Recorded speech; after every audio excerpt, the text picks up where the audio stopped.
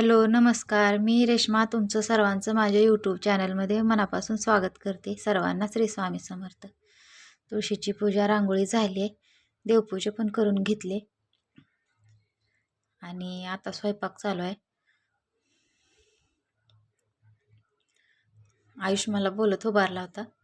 त्याला पण शाळेत जायचं आहे, त्याचा डबा भरायचा आहे. त्यामुळे थोडा वेळ तो थांबला होता. त्याला मी थोडंसं जेवण कर म्हणत होते.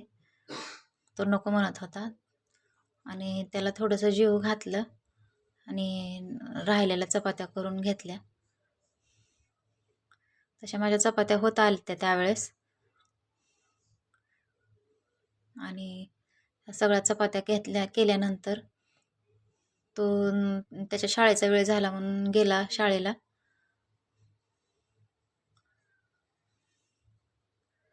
आणि नंतर मी भाकरी टाकून घेतल्या.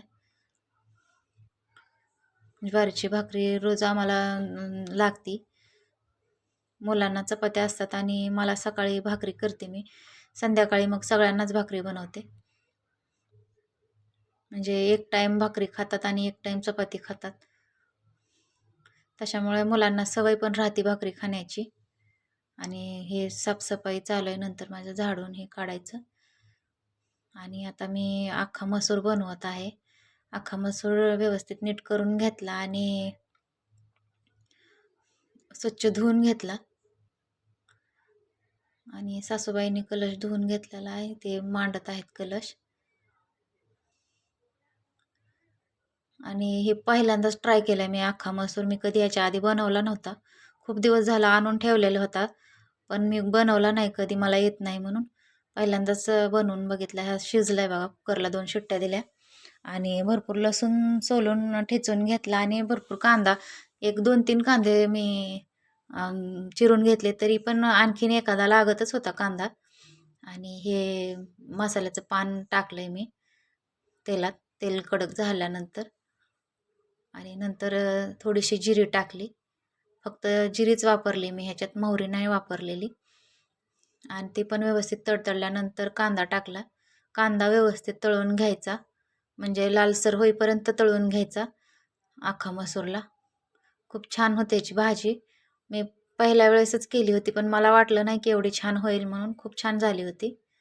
आणि तसं बघायला गेलं तर खूप सिंपल आहे याची भाजी तयार करण्याची पद्धत. लसूण पण टाकून घेतला अर्धा कांदा शिजत आल्यानंतर, तळत आल्यानंतर. आणि व्यवस्थित परतल्यानंतर लाल कांदा जरा झाल्यानंतर मी त्यात काळा मसाला आणि हळद थोडीशी टाकली. ते व्यवस्थित परतून घेतलं आणि थोडासा गरम मसाला वापरला आहे. आणि ते पण व्यवस्थित परतून घ्यायचं. हे कांदा जास्त कडक होऊ नये म्हणून मी आता थोडंसं पाणी टाकून ते मऊ होण्यासाठी जरा आपण त्याच्यावर झाकण टाकून थोडंसं शिजू देणार आहोत, म्हणजे कांदा मऊ पडतो आणि ग्रेव्ही पण छान होते त्याची.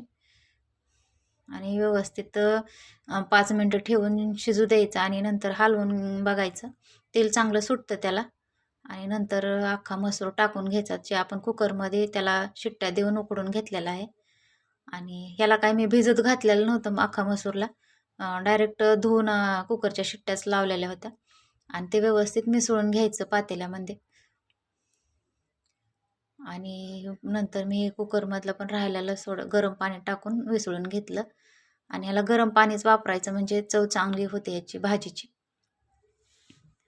आणि चवीनुसार मीठ टाकायचं.